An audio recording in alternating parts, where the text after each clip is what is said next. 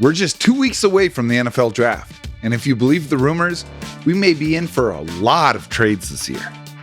Chuck and I discuss the latest noise from around the league, examine this year's linebacker class, and take our shots at what the Seahawks will do. Let's light them up.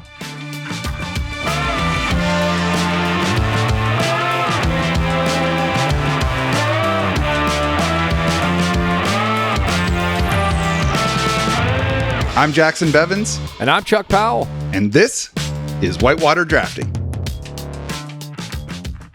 Welcome back to Whitewater Drafting. I am Jacson Bevins, and I am joined once again by my friend and fellow draft junkie, Chuck Powell of KJR.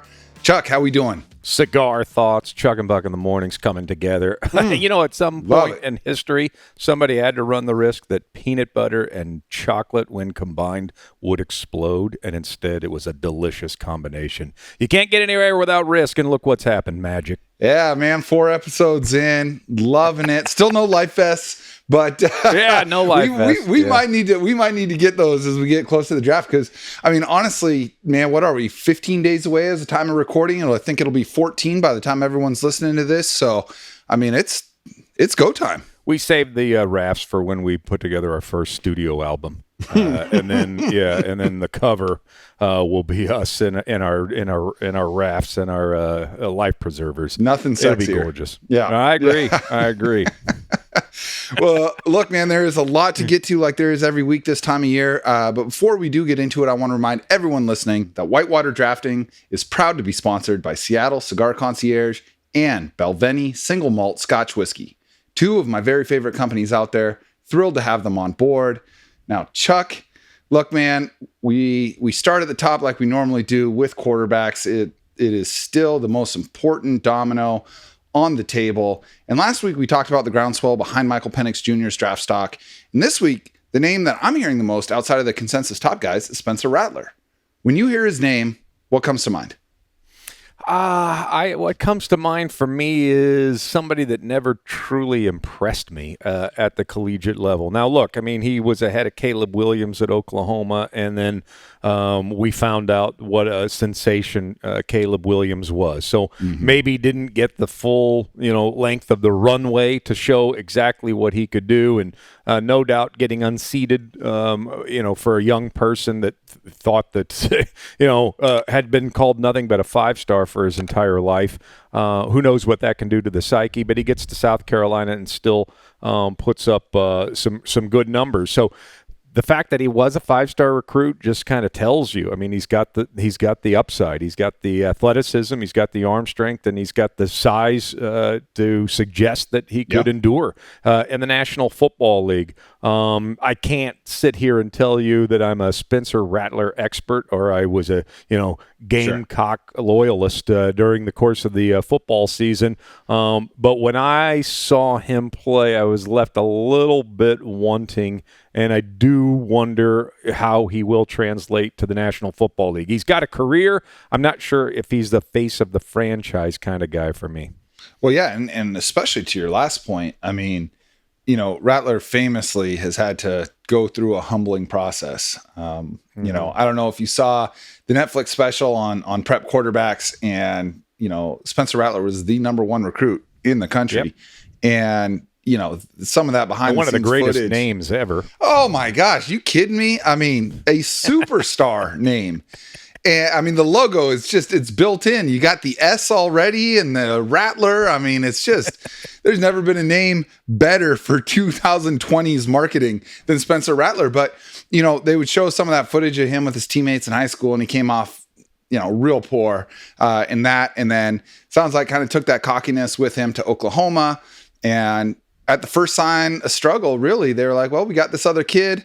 I think it was against Texas in that big game, one of the big rivalries. And Caleb Williams came in and had like a 70-yard touchdown run on the first drive or the second drive. And then that was it. He got Wally pipped. So he bounces out, heads South Carolina, rocky first year there, and then really puts it together the second half of last year, not this past season. And there was talk like, okay, maybe he's shown enough to come out. And as the story goes, he decided to stay in school to become an even better pro prospect. I thought he played pretty well last year. in the season opener, went head-to-head with North Carolina and was just flat out better than Drake May in that game. I am not putting Spencer Rattler ahead of Drake May or on the same platform as far as draft prospect as of right now. But I think that we've seen enough. Like, one of the things I care about with the prospect is how good was your good? And his good was very good. Mm-hmm. I would just say this. I mean, I don't ever want to come across in this podcast as, being the guy that would be in the war room, analyzing film and would make these decisions. But I've studied this long enough that I do think I kind of have a grasp on philosophically what I would want in a draft process, and then I'll trust my scouts. And so my scouts are going to be the NFL mock experts out there, those that I've come to trust over the years. So I would just say from a philosophical standpoint, I don't care who you are as a general manager, and I don't care who you draft. You better be drafting something that you believe in. Yeah. So, if that's Spencer Rattler, then you live and die with Spencer Rattler at that point.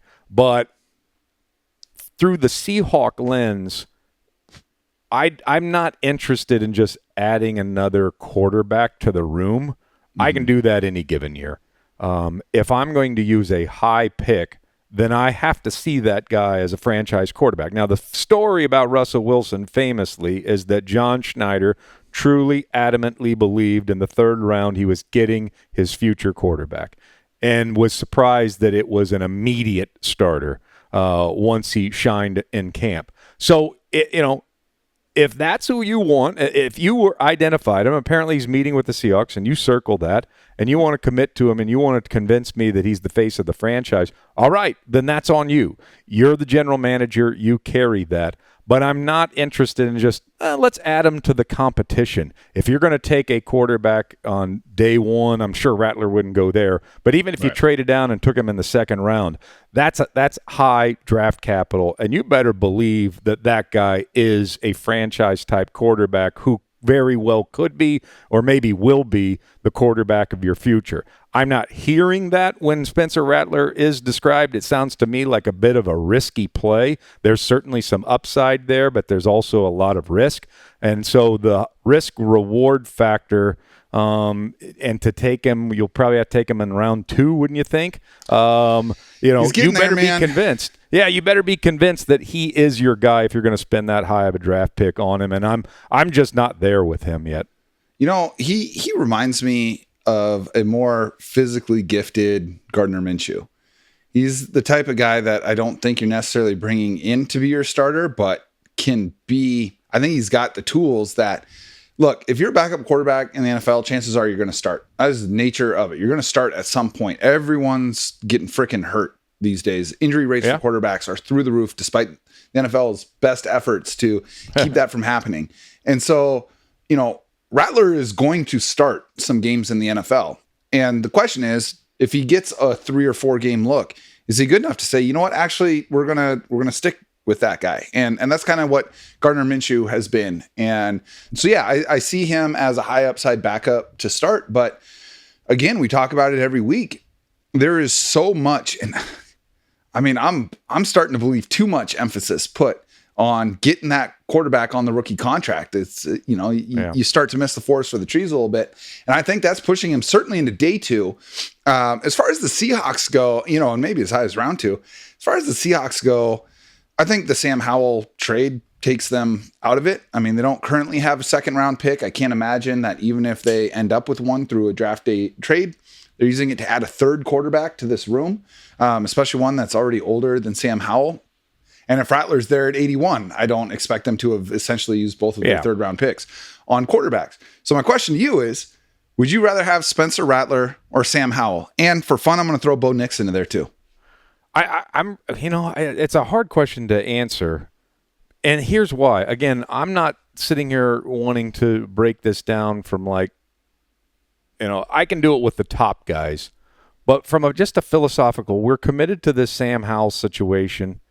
And I don't believe in Sam Howell. As I said in a previous episode, He was sort of my whipping boy one draft. Just don't draft Sam Howell, like we were hearing, and it became almost comical more than it did, critical analysis. But nonetheless, in my estimation, you're sort of committed to those two guys for right now. So I'm with you. I don't think that they're going to be in the Rattler business, but they are entertaining it. They brought him in for a visit. They brought Bo Nix in for a visit. I mean, at this point, Jackson, do we even know what John Schneider likes in a quarterback? It seems to me he's either interested in Josh Allen, Anthony Richardson types, guys that can throw the ball 100 yards and run a 4.340, or he's interested in the Andy Dalton, Sam Howell, football player. He's not a quarterback. He's a football player. The kind of quarterback that'll get, dirty for you. Well, when you start evaluating this, it feels to me a little bit like Bo Nix could be in play here. Or is Joe Milton from Tennessee in play because of his infatuation with the big arm and the tremendous upside? I don't even really know what kind of quarterback John Schneider is moved by, but he seems to be bringing in one of each, Rattler and also a Bo Nix here in this interviewing process. And so I think at the end of the day, I'm with you. I don't think he's going to even draft a quarterback this year, but he seems to be all overboard in his interest level. Yeah. And you know what? John Schneider has historically had visits with quarterbacks, even when Russell Wilson was locked in and all these things. So, yeah, I think he's kicking the tires, and all of that stuff. It doesn't hurt, but yeah, I'd be stunned to see this draft process elicit a third quarterback for the Seahawks outside of maybe a 7th round pick. If Michael Pratt is still there, or they want to take a shot on Jordan Travis if he slips because of the injury or something like that. Right. But I don't think they're going to be. I mean, they just don't after 16 as of right now, and we both think trading down is becoming more and more likely for Seattle. But at the end of the day, they don't have a 2nd round pick. They don't pick from between 16 and 81. And then after that, it's like, you got other things you need to address. So, top of the draft, best player available. But once you get past the top 50, 75 picks in the draft, you do have to address need. And I think that's how we're going to see Seattle play this. I'll answer your question. I'd go Bo Nix. Now that I've given it a couple seconds thought, I'd go Bo Nix on this. And I'm speaking more from just a general NFL perspective as opposed to I hear Seahawks. You. But I would say, like, if somebody invested a 1st round pick in Bo Nix, I can buy that. I don't think that I could buy that with Sam Howell, and I don't think I could buy that with Spencer Rattler. But we've talked about this on a previous episode. I think the quarterback position is becoming more and more every day about, can you get the ball to where it needs to go to get the most yards on the given play? And so I think Bo Nix has some physical limitations, which you have mapped out on this very podcast. I'm not sure if he is one of those guys that you described can make all the throws. But I do believe 60-plus starts at the collegiate level. He knows how to read a defense and get the ball where it needs to be and get it there accurately. I think there's room for a quarterback in today's game. I think it's worth an investment of a high pick in today's game. If Brock Purdy re-entered the draft, I guarantee you that's not a 7th round selection. No. So if Bo Nix is, reminding people of, hey, what is the true goal here? Move the chains, get the ball in the end zone, also with some running ability and a feel for that as well. I think this is actually an easy one for me to answer. If somebody took Bo Nix, I think in the 1st round, I think that could be justified. I don't see trading a 1st round pick for Sam Howell, and I don't see using a 1st round pick on Spencer Rattler. So my answer is clearly Nix. Final answer. Yeah, I'm with you. I think that, let's say it plays out, and I don't think this will happen, but if it plays out that Spencer Rattler is still on the board at 78 and Seattle has Sam Howell, I will be very slightly disappointed that they have Howell instead of Rattler. I would rather see what Rattler can do. The weird thing Rattler's about a little modern bit NFL, like Geno Smith when you think about it. Like, I think there's a lot of that there. One of the things Spencer Rattler does really well is like layer the ball against zone coverage. And last year we saw the NFL play zone coverage almost 70% of the time. So that ability to kind of throw the ball that gets over the linebacker, but under the safety, that gets over the corner, but before the safety can get there, on the deep out. Those kind of throws are difficult. Those are the modern NFL throws. Spencer Rattler does that very, very well. More so than the other guys. But, at the end of the day, I don't think it's a huge deal. And I would rather have Sam Howell. I think Spencer Rattler is going to go in the second round. And I would rather have Sam Howell in the third than Spencer Rattler in the second, if Seattle were to end up with a second round pick through a trade down or something like that. So anyway, that's kind of where I'm at with that. Sounds like we're a little bit in lockstep on that. And who knows, one guy that we haven't talked about at all, I mentioned him just a minute ago. We haven't talked about him at all because he doesn't have a lot of juice right now. But if Jordan Travis doesn't blow out his knee and he finishes that undefeated season for Florida State and they make the college football championship and he's able to go through, all of the postseason pre-draft stuff that he's missing out on, I think he's another guy that would be in this next tier. And I think whoever drafts him late, because I do unfortunately think he's going to go late, I think they're going to have themselves a good player. I'm all for that. I'm all for taking a chance late in the draft. I mean, John Schneider has sort of bemoaned that he hasn't drafted enough quarterbacks in his time with the Seattle Seahawks. He was raised by Ron Wolf in this business, and he was somebody that would take a quarterback nearly every draft, but he also had the greatest quarterback coach arguably in the history of the NFL. So the theory being that, hey, we take a quarterback, you coach him up, and I can flip him for a second rounder. Well, you just can't keep the good quarterback coaches anymore. Look at Dave Canales, right? Like the word just gets out. Yeah, so I think that was the theory being. And so I think John kind of wants to get back to that now that he's, I don't know what percentage of the show that he's gained over not having Pete there. But I think that he would like to add a quarterback, and I'm fine with that at some point in the draft. If you're just wanting to round out your room and maybe roll the dice on a Travis, I think that's a great guy to roll the dice on late in the draft. But if you're not going 16, if something doesn't fall to you at 16, I'm not really in the let's take one in the second or third round, burning a pick there. Exactly. I don't want to just round out my room. I want if I'm going to take a quarterback high, he's got to be the guy that I believe is the future of the position for the Seattle Seahawks. And so I don't know if I'm willing to go there with Rattler, but there are guys in this draft I'm willing to go there with, especially if a Penix would fall to 16. And I'm not ruling myself out of considering Nix, although that probably makes a lot of Seattleites' ears bleed. Here's one scenario that scares me as a Seahawks fan. What happens if McVay gets his hands on Spencer Rattler in the second or third round? And he sits behind Stafford for a year or two because he's got all the game that if you could say that about literally any offensive player with Sean McVay, and it would be terrifying. It is, but let's say the Rams took Nix, right? And second round he slips and they take him or whatever. Maybe they move back into the back of the first to take him, something like that. High alert, but that doesn't scare me as much. I think Nix is more ready to play in the NFL right now than Rattler is. But if they hit their top 5% outcome, I think Rattler's is higher, and McVay would do that. McVay would hit that top 5% outcome, and I think that would be a very scary thing. So I think Rattler's it's a really great filter. It's a really great filter to run a lot of sports things through. I talk about this. We see this a lot of times in baseball playoffs when a manager takes out a starting pitcher because it's time to go to the reliever.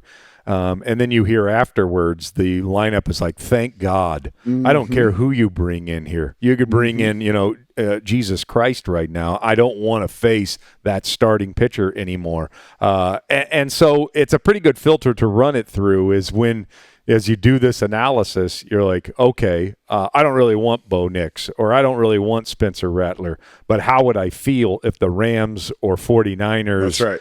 or Cardinals took said player, whoever that player might be, then you're going to get a true feeling for how you evaluate that given player. That's right. Yeah, I think it's really, really important to, look, whatever capital T truth looks like, it is a white light on the other side of the prism. And whatever facet of the prism we happen to be on that side of, that's the color that we're going to see when that truth comes through. And so I think it's important to try and work your way around that prism and see these things through different lights and see how they play themselves out. And quarterback is the position in football where you can do that the most. And we've seen how much environment matters, right? Like, how much has Trevor Lawrence's career arc been hurt by the fact that he spent his first 17 games with Urban Meyer? And so, these things matter. Who knows how different Bryce Young's career looks, or Brock Purdy's career looks, or whomever, depending on where they go. And it feels like Seattle is a pretty steady situation, a pretty solid situation with good offensive talent around it, and hopefully good coaching, for whoever comes after Geno. I would put one other thing into this particular episode about this quarterback class, particularly because I don't think we'll ever see another one like it. We've never seen one like it to this date, and I don't think it's being discussed enough, quite frankly. We've never seen a more experienced group of quarterbacks in the NFL enter the NFL draft. We just went through what I thought was, and maybe I'm a little biased because I'm hanging on every Michael Penix pass this past year, and what an exciting season the Huskies had. Sure. But I believe just overall, it was the best year, the best quality year of college football I've ever seen in my entire life. And I brought that up to Rick Neuheisel, who's a weekly guest on the radio show during the football season, and I asked him, do you have anything to explain that? And he said it was the COVID years. It was, we have quarterbacks who are, several quarterbacks who are 23, 24-year-old men who have 4 to 6 years in college football. And so we're seeing the best quarterback play we've ever seen in the history of college football. Well, now the NFL draft for this year and a little bit next year, but this isn't going to last. We're going to see in this year's NFL draft guys that are ready to hit the ground running. And Spencer Rattler's a little bit in that other category. J.J. McCarthy's a little bit in that other category. Like, how good could they possibly become? But there are a lot of guys in this draft that are probably ready to take over an NFL franchise. Penix, Nix, Daniels, Caleb Williams isn't the older type, but he's the number one overall. He's just different for a reason. Man. Right. He's just different. Yeah, but I think from that standpoint, we've had a lot of arguments on the morning about how many quarterbacks are going to go early, and I have 6 going in the first 12. I'm in that camp. All those that keep pushing them up, I'm in that camp. And there are 2 reasons, and one is because of what I just mentioned, that factor about how much more experience these quarterbacks have than past quarterbacks in any draft. We had a draft a few years ago where 5 were taken in the top 15. Only one of them has worked out, and that's Trevor Lawrence. But those were all guys that had 3-4 years of college experience. Mm-hmm. You've got a pretty good idea as to what these guys can do right off the bat for you, a few of these guys in this draft. The other thing is the teams with the greatest quarterback needs, believe it or not, are sitting between 11 and 14. It's crazy. Not just 1 through 5. Spot. That's right. Yeah, 1 through 5 is usually where you find the quarterback needs. Now, you're going to probably see 3 quarterbacks come off the board in the first 3 picks because of the theory, there's a chance we might not be this high again, so we got to get the franchise quarterback now. But then that leaves a Penix, that leaves a McCarthy potentially, or a May, one or the other. That leaves a Nix, and then you still have this block of teams. The Jets have the 10th pick. Aaron Rodgers has got to be vice president at some point. That's right. So they're at 10th. Then you got the Vikings who have Sam Darnold, and that's it right now. The Broncos have Jarrett Stidham, and that's it right now. The Raiders at 13 have Gardner Minshew and Aiden O'Connell at that point. And the New Orleans Saints have Derek Carr, who they inexplicably lock themselves into. Yeah. So this is like this draft, everybody that thinks, oh no, we're overblowing the quarterbacks right now. 10 through 14 is the greatest quarterback need group in the entire draft. And so I don't think those 6 guys get past the Raiders at 13. And I have a feeling that a couple of those teams like the Vikings and Raiders are so desperate for a quarterback right now, they might not have any choice to move up. So from that standpoint, I thought it was worth mentioning the experience factor that this quarterback class is going to be uniquely remembered for, and the fact that how many teams need quarterbacks in the 10 to 15 range, I think could shake up a lot that we see on draft day. It really can, man. I mean, what an amazing year to be picking 4th and 5th and already have your quarterback locked in. Like, you don't see a lot of Kyler Murray level quarterback teams picking 4th.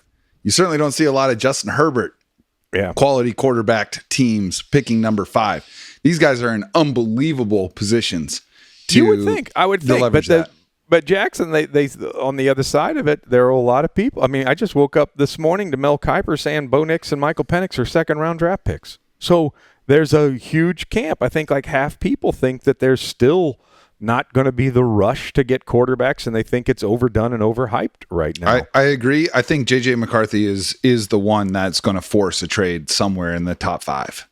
I think J.J. I don't think a team's going to sit back and hope J.J. McCarthy falls to them. And to me, that's okay. Perfectly. And this last thing I want to talk about with quarterbacks before we move on here is, of all the quarterbacks, we spent a lot of today so far talking about the 2nd and 3rd tier, which is great because so much ink has been spilled on the top 3-4 guys.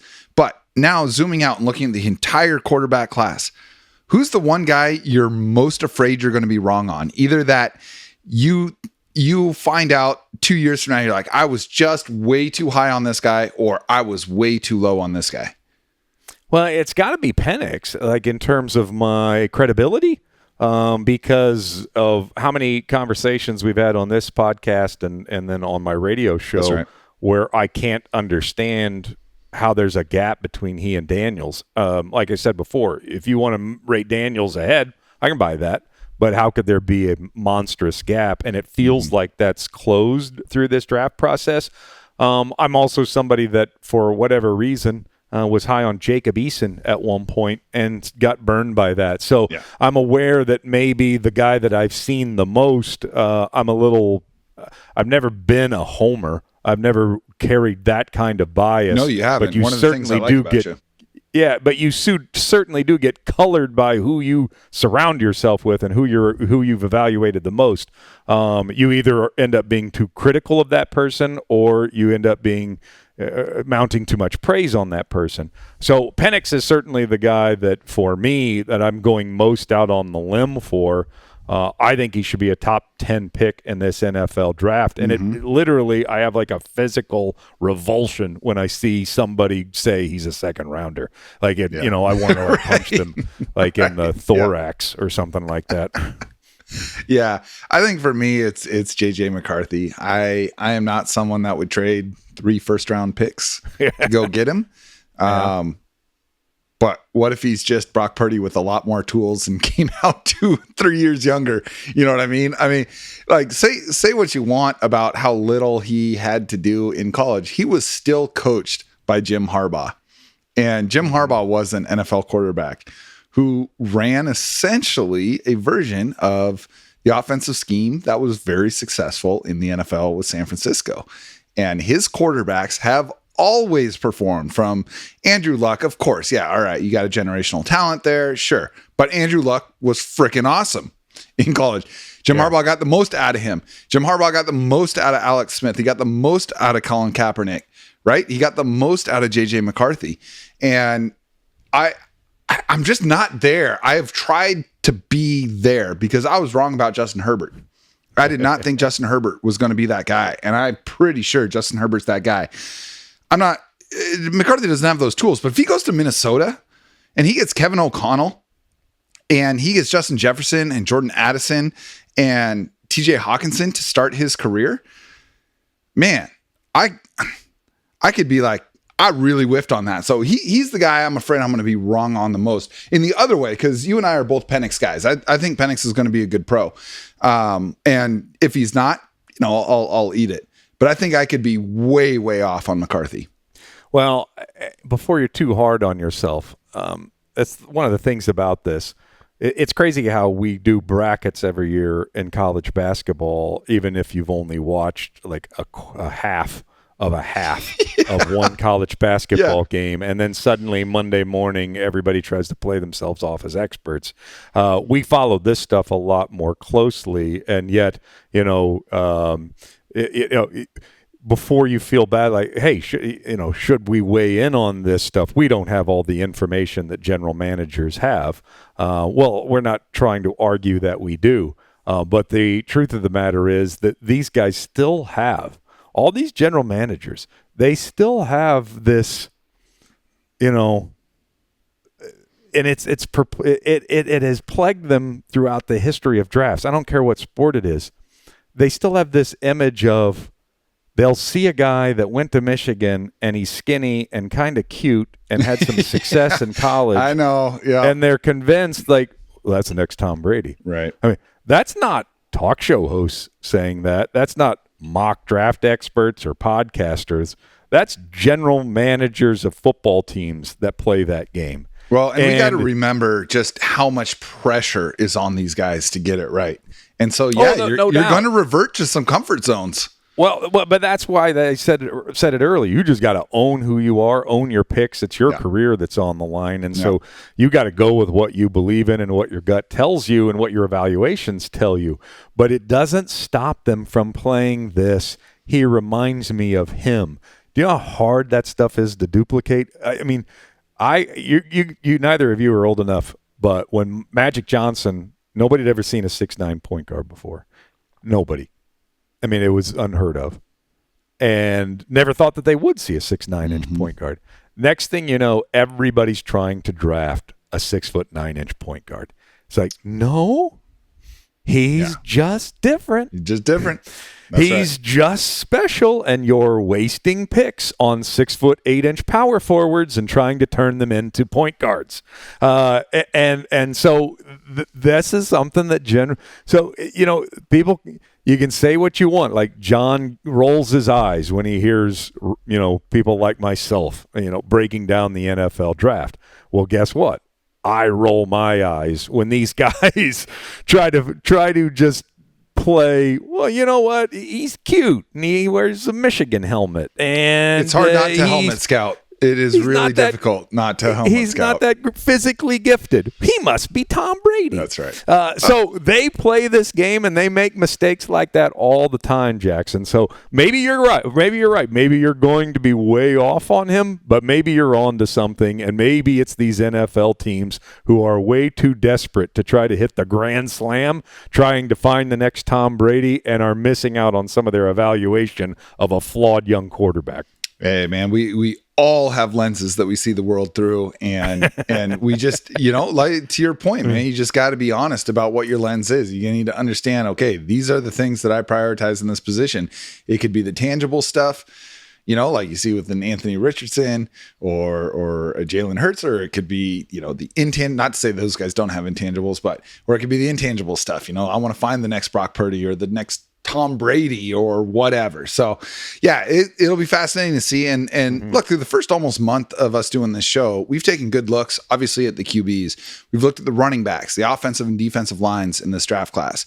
But after a tumultuous free agency that saw Seattle let Jordan Brooks and Bobby Wagner walk, off-ball linebacker remains a significant position of need for the Seahawks. And last week, we kind of rolled the pass rushing linebackers into the D-line.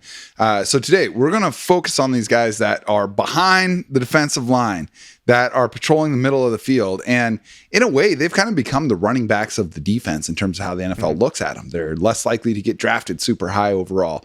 They're not as likely to get a massive contract. But it doesn't diminish how important these guys are in the middle of that defense. And for all of the love some of the other positions are getting in the draft, they're good players to be had here. And, I'm looking at this class, And in years past, when priorities were different in the NFL, there's a few players here that I think would have been first-round picks. I'm not sure we're going to see an off-ball linebacker go in the first round, but that's okay because I think Seattle's going to have a shot at some of these guys with their second or third picks. And the ones that stand out to me are Edgerrin Cooper out of Texas A&M, Junior Colson from Michigan. You have Jeremiah Trotter out of Clemson, Peyton Wilson from North Carolina State, and then Tommy Eichenberg out of Ohio State. Those are the ones to me that seem like, immediate, either needle movers or contributors. Is there anyone in this draft class that you're like, man, I feel like this is the guy? And to kind of give context to that question, what do you prioritize in an off-ball linebacker? Like, what is the most important skill set in your mind for that position? I think it's instinct, wisdom, speed, and then sure tackling ability. And maybe I shouldn't. I'll excommunicate speed out of there because we've seen plenty of off-ball linebackers have had Hall of Fame careers, and it's because of their ability to instinct and finish plays, knowing where to be and being there ahead of the blocker. Zach Thomas comes to mind. I mean, he was short and slow for the Miami Dolphins, and he's a Hall of Famer right now. Bobby Wagner does not fit into that category, nor did Jordan Brooks. Those were two guys that certainly were fast. I mean, extraordinarily fast for their position. So, I mean, there's one of those guys out of that group, and you listed at least the top four in my book.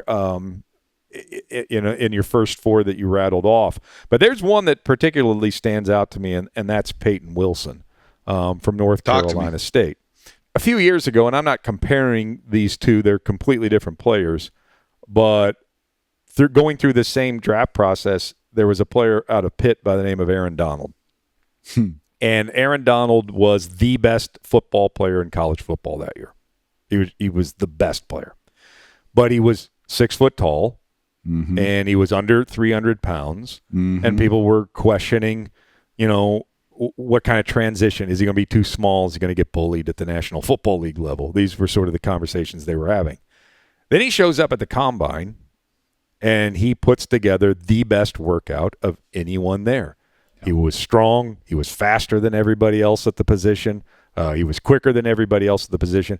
And then you combine those two things, Jacson, like – your film tells me you were the best defensive player in college football, and your combine tells me you're the most athletic at your position. Yeah, man. And yet he still did not climb. I mean, yes, he still ended up 10th overall. He should have been, as we now know, the number 1, number 2 pick in the draft that year. And we knew it almost immediately once he started playing at the National Football League level. Now, these are two completely different players, and an off-ball linebacker does not impact the game as somebody like Donald is right there at the line of scrimmage. But I would just say Peyton Wilson was arguably the best defensive player in college football this year. And then he went out there and he won the Chuck Bednarik Award as the best defensive player in college football. He won the Defensive Heisman this year. And he ran a 4.43 40. Get out of here. 233 pounds. That's wide receiver speed. And yet he's playing almost a perfect version of linebacker at the collegiate level. So for me, man, he's had some injury stuff, and he's one of the older players in the draft. But I think that this is a definite area of need for the Seahawks. I realize they signed Baker and they have Dotson that they added. But to me, this is an area of need, circled with value if you move back into the second round and you can get him into the second round. So Peyton Wilson is one that, to me, I can just see him in a Seahawk uniform, and I think he's ready to make an immediate impact on the National Football League level. Man, I am so glad he is the guy that you circled out of that group. Listen to these stats from 2023, because at the end of the day, one of the most predictive measures of NFL success is collegiate success, right? We can get caught up in all of these other things, but at some point, like if you produce at the high level of college football and NC State qualifies for that, it's a good indicator that you got a good shot at producing the NFL level. Listen to this guy in 2023, 138 tackles, 17 and a half tackles for loss, right? Almost 1.5 per game. He had 6 sacks. He had 3 interceptions. He was the ACC Defensive Player of the Year. And he won the Chuck Bednarik Award and the Dick Butkus Award in 2023. So best linebacker, best overall defensive player. And it's one of those things where it's like a running back winning the Heisman, where like, okay, yeah, you were the best player in college football, but you're at a position that the NFL just doesn't appreciate on that level. And so you're going to end up slipping. Here's a guy that, is either the best defensive player in college football last year or one of them. And he's going to go mid-late second, probably. That's where most projections have them. And so I feel like there's whoever drafts this guy, if they use him right, is getting huge market inefficiency, because I think that we've seen as Seahawks fans over the last 15 years what a huge impact a weaponized off-ball linebacker can have. Mm-hmm. I mean, I'm not taking him 16th. No. Oh, heavens no. No. So, because I believe in that there, positional priority and positional value. I'm not, there's not a running back in this draft I'm taking in the first round. There's not an inside linebacker I'm taking in the first round. But if I can take that 16th pick and I can move down and I can have a late first rounder and then pick up a second rounder, or like I've discussed on previous episodes, I get both the Commanders' 2 picks in the second round at the top of the second round, then I'll use one of those on Peyton Wilson. And I think he's a day one starter for this team, whether they added Baker and Dodson or not. Yeah, I mean, that's the thing is they brought in Tyrell Dodson. They brought in Jerome Baker. These are 2, kind of analytic darling linebackers. I think, Mike, correct me if I'm wrong, I think they're both on 1-year contracts. And so it's like these guys fill the gap. And one thing, just zooming out, talking about Seattle's defense with Mike Macdonald, outside of Leonard Williams and Devin Witherspoon, it kind of feels like everybody on this defense is on a 1-year contract right now. They're all competing. They're all trying out for 2025 this year. And that's the case with these 2 off-ball linebackers that they brought in. But if you're going to draft somebody on day 2, that's a 4-year commitment to this guy, at least 3, right? And so you are looking for someone who can be more of an anchor as opposed to a stopgap. And he seems like a guy who can really do it. Another guy that I really like is Edgerrin Cooper out of Texas A&M. And he's someone that's been really screaming up kind of draft boards and mock drafts and all of that. I think that Peyton would be talked about going a lot higher if he didn't have the injury history that he does. But with Edgerrin Cooper, I mean, you are seeing someone that is not quite as athletic, but very, very, very productive and plays with a ton of instincts. And right now is projected to go higher than Peyton Wilson. So he's another guy that I'm keeping an eye on. And in the way that he plays, the instincts with which he plays, I think are going to be really attractive to a GM that has had Bobby Wagner for 12 years. And I would add to that, I'm glad you brought up Bobby Wagner, because that's exactly where I would go. Here in Seattle, I mean, we've had the opportunity to see how the position is played. Yeah. I mean, okay, maybe Bobby Wagner wasn't Bobby Wagner anymore. That happens. Age is undefeated. Mm-hmm. But when for 10 years you got to see the perfect interior linebacker. So we know what that looks like here in Seattle. Do. Yeah, we sure do. And so to me, this is what Wilson sort of some of the elements that it brings to the table, because you have to be aggressive, but you can't be over aggressive, because then you put yourself out of position. Mm-hmm. You've got to be fast, but your brain's got to work. That was just an added attribute to Bobby Wagner. The speed by which his mind worked, being in the right position almost at all times, being able to cover and to tackle, like the 2 elements. That's what you do as a defender. You cover and you tackle. And he was excellent at both of those things. Cooper, from what I hear, is extremely aggressive, a major thumper. And everybody loves that in a defender. Yep. And yet, you can be over aggressive at this position, and you can take yourself out of a play and just blow up the entire thing for the entire defense. And this is where Mike Macdonald becomes the wild card in this whole thing, because Edgerrin Cooper had 10 sacks as a middle linebacker. Like, that's crazy.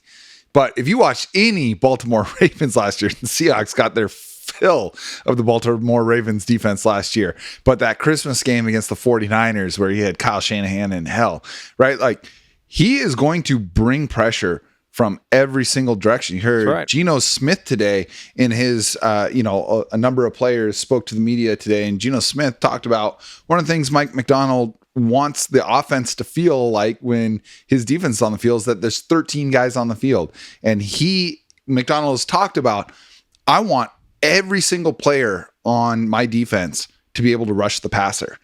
So if that's something that you're prioritizing, a guy with double-digit sacks, first team all SEC, this isn't first team all MAC, this isn't first team all Big Sky, first team all SEC linebacker, double-digit sacks from off ball. He's not rushing off the edge. I got to imagine that there's something alluring there about a player who plays that way. Yeah, and let's talk about Patrick Queen, and what we can read into Patrick Queen. Patrick Queen was considered a bust before Mike Macdonald got to Baltimore. That's exactly right.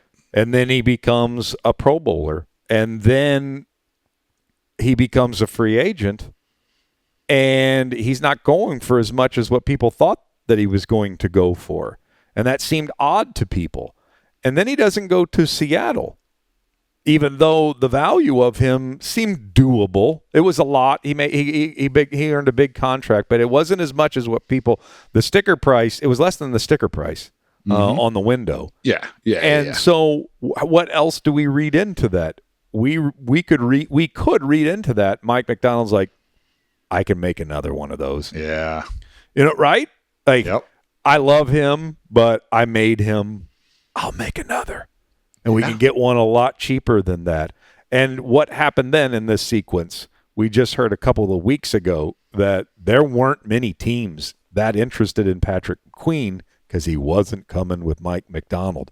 So I don't know, based off of that, how much you would invest in an inside linebacker of Mike Macdonald's system if he believes I can turn somebody into a great linebacker in my scheme. So maybe we're both being a little too aggressive to be talking about the top inside linebackers in this draft. Maybe that's not anything Mike Macdonald's interested in. Maybe he wants the project. This is an area, John, where you can save some money and rely on my coaching to make you a good off-ball linebacker. But because we haven't seen Mike Macdonald do that here in Seattle, I kind of want to marry the two. I want to give you the guy with the best skill and the best attributes. What can you do with him? Because we're kind of used to having great interior linebackers here in this city. Yeah, we sure are. And, go back Lofa to Tupu, Yeah. It's like, there is a heritage in Seattle for that position. I don't know how much Mike Macdonald gives a shit about that or not, but I'm with Little. you. I would like to think, let's marry, the best players at the position. If you can get them, you feel at a discount in round 2 or whatever. But if they decide to wait, there's one other player that I'm really, really curious about and that I think could work, especially if Macdonald decides that what he's going to prioritize is pass coverage from his linebackers, something that Seattle has really, really struggled with over the last half decade. And this player named Jeremiah Trotter Jr., and if the name sounds familiar, it's because his dad played 12 years in the NFL. He was a 2-time All-Pro linebacker with the Philadelphia Eagles. The lineage is strong in this. This is a guy who very clearly understands what it's like to be a pro, and from my understanding is considered the best coverage linebacker in this draft, but someone that's probably going to go later. He played at Clemson, and it's not that he can't rush the passer. He had 6 sacks last year, but this is someone that can run with anyone in the passing game, and it's going to be really, really interesting to see if that's something that, maybe if they do end up with a 2nd round pick because of a trade back, or, if there's a guy at 81 and maybe the 2 guys that we just talked about are off the board. This is another guy that I could see, because when you look at the profile of the 2 linebackers they signed in free agency, Dodson and Baker, these are coverage linebackers. These are not blitzing linebackers. And so does that say that this is what Mike Macdonald is prioritizing at that position? Or is he saying, look, I'm going to cover my bases with cheap free agents here, and then I'm going to draft someone that can actually blitz? So Trotter feels like a guy that could potentially do both, but it seems that where he really shines is his instincts in the passing game. Yeah, and just overall, I mean, I think he was taught well by dad and then others along the way, but he also has a natural, from what I've read, the book on him is just a natural instinct. So instinct and knowledge, that combination, those are the two things you're wanting, right? And so as much as you'd like to coach somebody up to the highest level, I would assume it's even better to have somebody that's already there. But that's sort of the book on Trotter. He's a little bit undersized compared to the other guys, and so that's always a concern in the physical National Football League. But he seems to be the one that gets most credit for understanding the position, how to play it, and constantly being in the right place at the right time. And then the other guy that you brought up is Junior Colson out of Michigan, and he's an interesting study as well. And from what I understand about him, he's more of one of those cerebral, measured types, and not really the guy that plays off of instinct and aggression. He's more of the cerebral. I'll be there to stop the play, but not necessarily blow up the play like Wagner did early in his career. But again, the Michigan connection with Macdonald and Colson is there. He's got a great background story as well. I really could see them taking any one of these four guys that we've mentioned. Now, whether that's in the second round or maybe you wait till the third and you get one of them with your 81st overall selection, I think this is an area of need. And if they come away with any of the four guys that we've brought up, I think that's a good pick for the Seahawks. A quick note on Junior Colson. His true freshman year was the year that Mike Macdonald was at Michigan, and he started 7 games as an 18-year-old in Mike Macdonald's defense that he had just installed. So, yeah, food for thought. Well, and I'm glad you stitched that together, because before the show, I was thinking, I was like, okay, when we get to Junior Colson, he's a Macdonald guy, and it slipped my mind. So, Mike, I appreciate you coming in with the pinch hit single there. I think it was a double. That's okay. All right. Stretch this a ringing double. Yeah. Okay. Yeah. OPS. That is something that, I mean, look, we've talked a lot about, with Ryan Grubb and Huff, the offensive line coach, how that might translate to familiarity matters to these coaches and to these GMs, right? If I'm going to bring a player and transport him to a higher plane of being, which I don't care what level of college football you played. The NFL is a completely different stratosphere.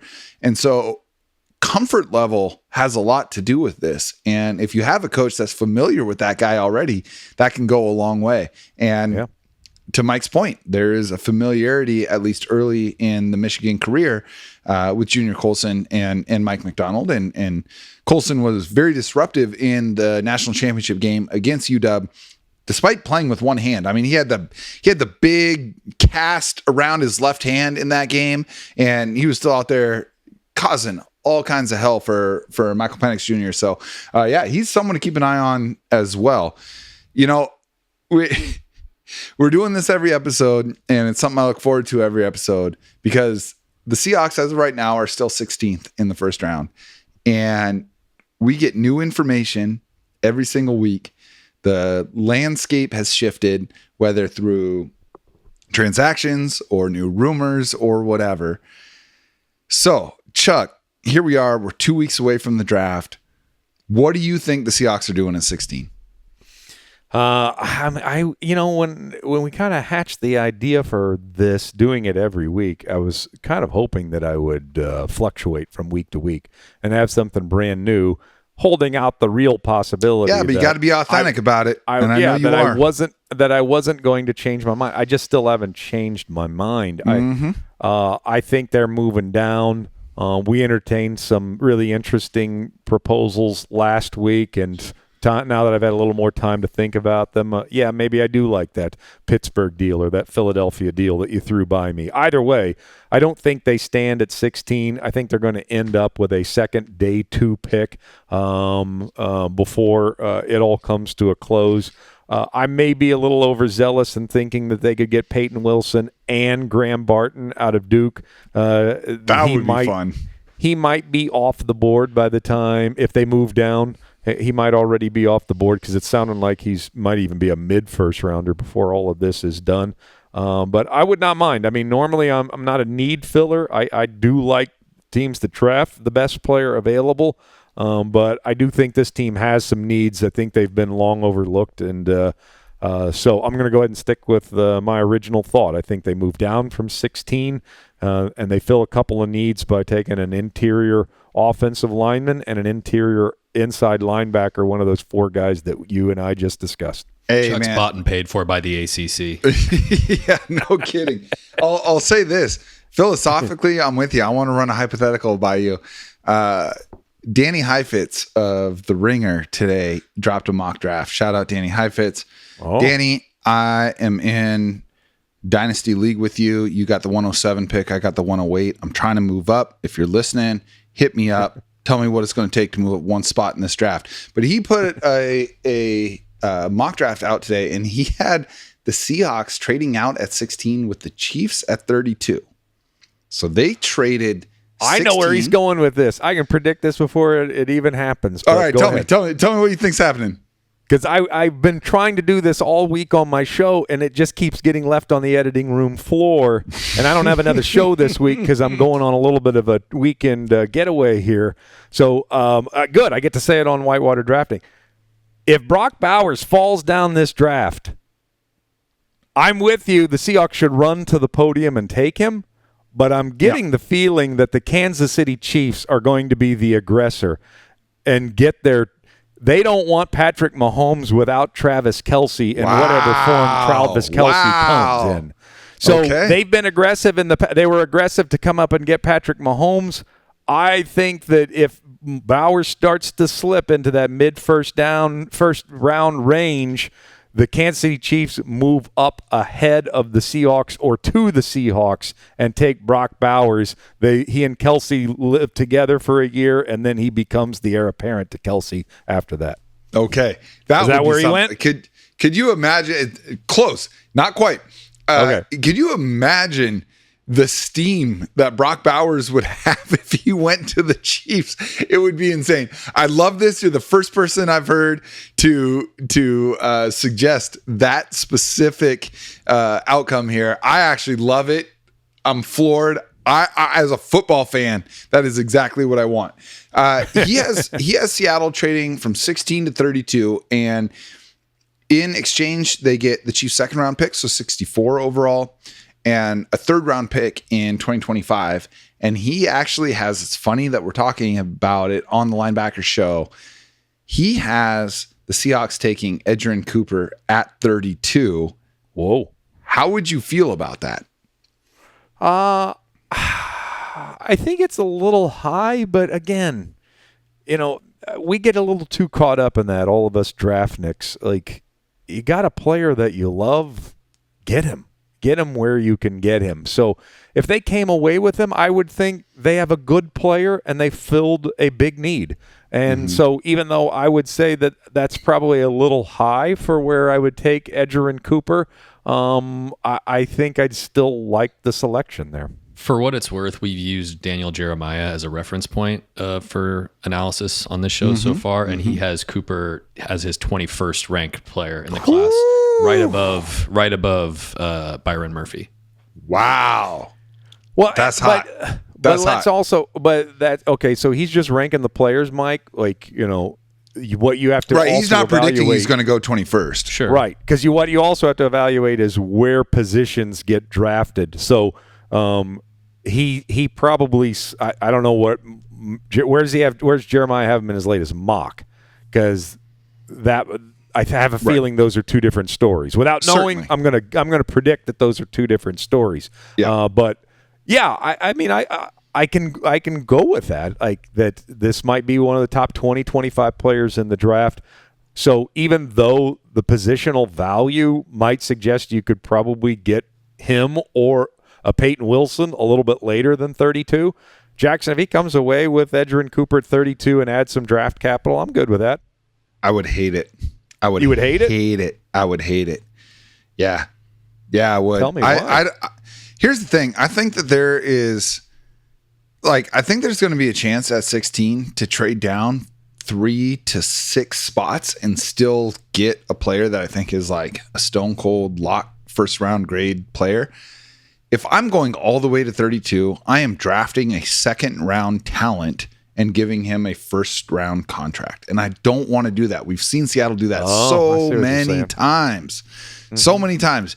You lock Rashad Penny into a first round contract. You lock LJ Collier into a first round contract. You lock James Carpenter into a first round contract. These are not first round players, and they weren't considered that by anybody at the time. And they bore that out over their careers.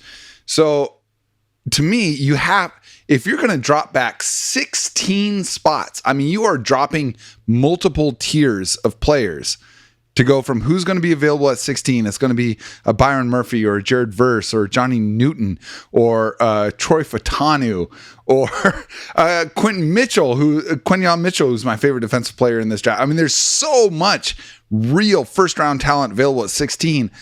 To go to 32, there aren't first round players there anymore. Certainly not at positions that you want. And so got it. I need more than 64 and a 25 third. I'll agree with that if it was me. So yeah. Now, look, I think that's a if really it happens, good argument. I'll contextualize it, but it would annoy me if that's the trade that they made. I think that's a really good argument, and you're thinking like a true draftnik there. You're not getting the value for what you the move that you've made. I will also agree that how about a first, second rounder and next year's number 2, not next year's number 3. Now maybe I'm we're talking because I do think that delta matters. Yes. Yeah. Maybe I'm a little more interested. I would just say this: Detroit got killed last year for their draft. I mean, killed. Isn't that and funny? It was all because of these things that you just discussed. They weren't getting the value for the picks, but what they ended up getting in their draft was unreal. Everybody they got was good and contributed to their team. Right. And so maybe they didn't get the best value on Sam Laporta at the time. Maybe they could have gotten him later in the draft. Maybe they could have gotten Campbell later in the draft or Brian Branch later in the draft. But all of those guys ended up being major factors in a team that almost made it to the Super Bowl. They got crushed for taking Jahmyr Gibbs at 12? Right? A running back at 12, not even the best running back in this class at 12. All Jahmyr Gibbs did is go out and look like rookie Christian McCaffrey. Yeah, I criticized them as well. You're right. And it can work. I criticized them as well. I didn't think they got the value, but that's sometimes where we that love this process so much kind of get bogged down in the weeds. That's why I say if you've got a good player and you've isolated that player and you want to grab him, and you picked up a few extra picks in the process, I'm not going to criticize that. I mean, I think there's a better way to go about it. All of your points are very valid. I think there's a better way to go about it where you could get more value out of it. But what you're really trying to identify are people that can contribute to your football team now and in the future. Well, and here's the thing that I want, when we're talking just through the Seahawks lens, resumed back in on the team we cover, I think you cannot overlook the fact that, especially on the defensive side, but I think there's a lot of this on the offense too. There is virtually no career security for a lot of these players on this team. These are no longer Pete Carroll's guys. Mike Macdonald is inheriting a roster, and the few guys that they brought in during free agency are on 1-year and 2-year deals. So, clearly Macdonald to some degree checked off on Leonard Williams long-term, but beyond that, he hasn't committed long-term to anybody. His draft picks will be his 2nd through 8th long-term commitments to any of these players. And it's important for me. I'm saying this out loud as a reminder to myself, less so than like preaching to people listening right now, is we really have no idea what the 2025 Seahawks look like. There is so much fungibility in this roster, the way that their contracts are set up right now. We could be looking at an entirely different team. So the idea of rolling some, 16 into some 2025 draft capital sounds great.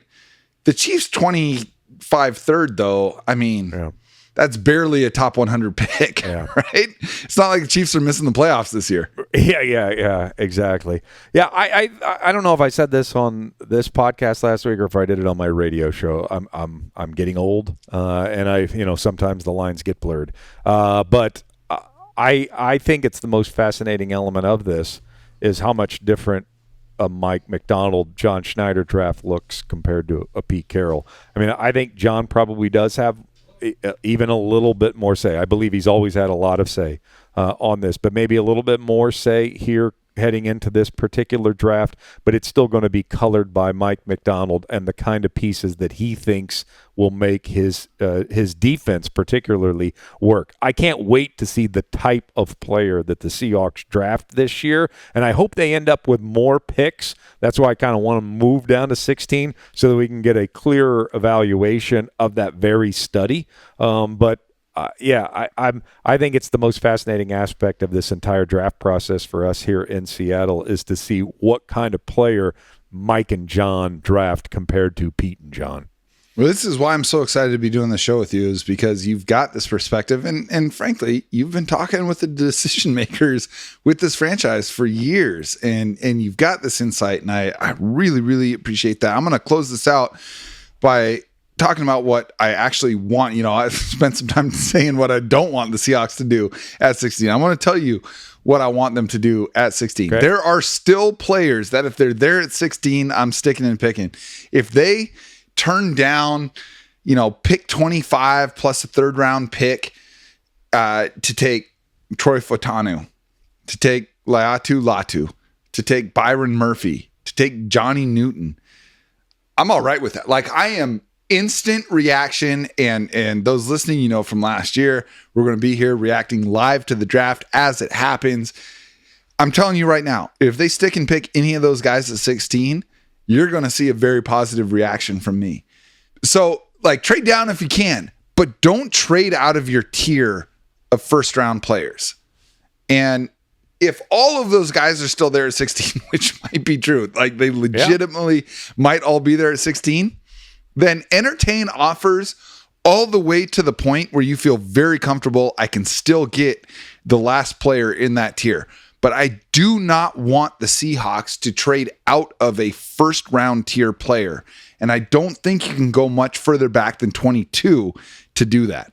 So I'm actually going to predict that they do a small trade back and still take, I'm going to assume at this point, that it's probably at that point, if they trade back, I think Latu is going to be gone. I think Murphy will probably be gone. I think Fautanu will be gone. But if you can get Johnny Newton out of that deal and you snag a third round pick and you go get a Peyton Wilson, that would be a win to me. So that's my prediction. They trade back. They take Johnny Newton somewhere between 20 and 22, and then they add an off-ball linebacker with the third round pick they get in that trade. Well, that comes back to my point I just made. Is Johnny Newton a Mike Macdonald guy? Where does he fit in the 3-4, in a strict 3-4 scheme? Because it's certainly not nose tackle. It's going to have to be a 3-4 defensive end where you presumably have invested financially more heartily into that position with Draymond Jones and Leonard Williams than you have at any other position. Are you then going to spend a first-round draft pick on particularly the same position? So I'm certainly not ruling that out. I think you make some valid points. And believe me, one of the things that I have learned in doing this over the years is I always thought, guys, that a draft board, they did it like we do fantasy football, that they had everybody drafted and ranked in order. They don't. Nope. They have such small boards.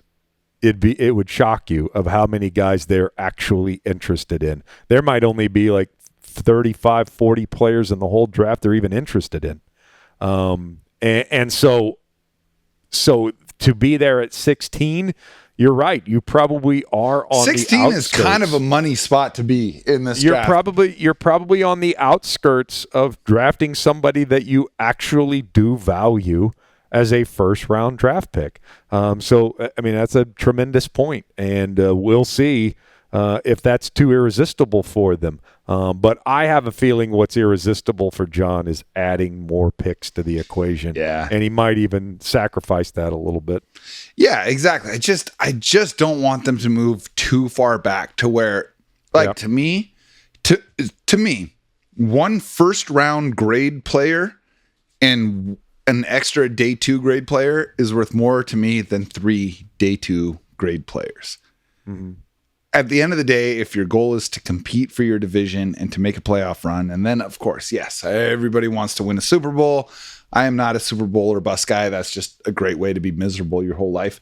But I want to be competitive. I want to see a team built that every year you go in and say, okay, I see a path to this being our year. Well, to do that, you have to have difference makers. And the later that you trade back, the less likely it is that that first pick you actually end up making is going to make a real difference for your team. So, and just the last thing on that, Johnny Newton, that's a placeholder name because I think he's going to be the last guy of that group that goes. But whether it's Byron Murphy or Slatu or Fatanu, wherever you think that you can trade back and take one of those guys, that's where I'm at. Well, and that's why I just color just slightly differently my scenario. Because, okay, maybe you don't get one of those guys by moving down in my scenario, but you give yourself the chance you could possibly walk away with your favorite guard and your favorite off-ball linebacker, which has been the theme to today's show. You could get your favorite in those two areas, even though they're not the most impactful positions out there. In the sport. But if you move down and you get your favorite at each of those in those two categories, and you got 2 plug-and-play starters potentially heading into this year and beyond, it's not normally a path that I would recommend, but for this particular team, since they want to win right away, I don't rule that out as what they might try. No, man, I think that's excellent perspective, and it's a great one to wrap the show up on. Listen, y'all, that is going to do it for the 3rd episode of Whitewater Drafting. Thank you again to Chuck Powell. Man, I just love doing this with you.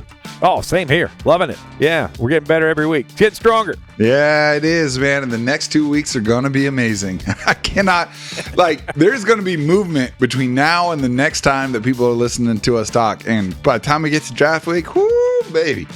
As always, you can find Mike, Chuck, and I on social media. I am on Twitter at JacksonBevins. That's JACSON. Remember that no K is okay when spelling my name. Chuck is at Chuck Powell KJR. Mike is at Mike Barwin. And the show itself is at Cigar Thoughts.